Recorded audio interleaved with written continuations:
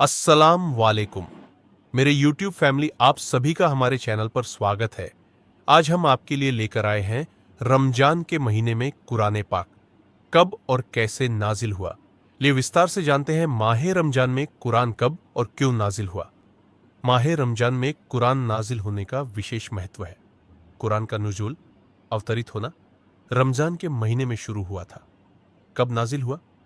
इस्लामी मान्यता के अनुसार कुरान करीम का पहला हुक्म आयत पैगंबर हजरत मोहम्मद सल्लल्लाहु अलैहि वसल्लम पर रमजान के महीने की शब कद्र लैलतुल कद्र में नाजिल हुआ था।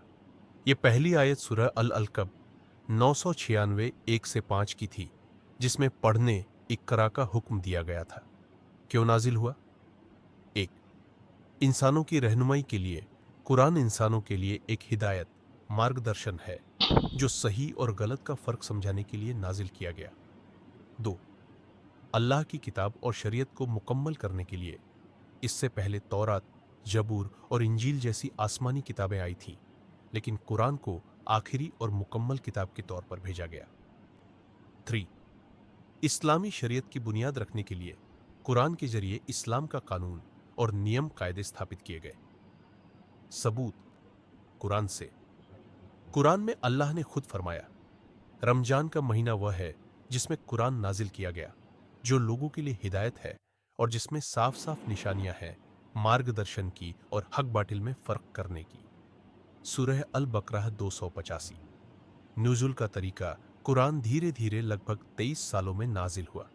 यह 2 हिस्सों में नाजिल हुआ। 1, मक्की दौर 13 साल जब इस्लाम की बुनियाद रखी जा रही थी।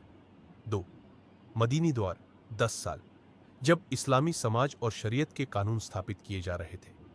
निष्कर्ष कुरान रमजान के महीने में नाजिल हुआ क्योंकि यह अल्लाह की तरफ से इंसानों के लिए सबसे बड़ी रहमत और हिदायत थी।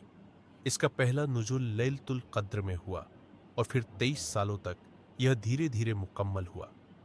रमजान को कुरान से खास नाता होने की वजह से ही यह महीना इबादत, तिलावत और खुदा की रहमत हासिल करने का सबसे बेहतरीन मौका माना जाता है।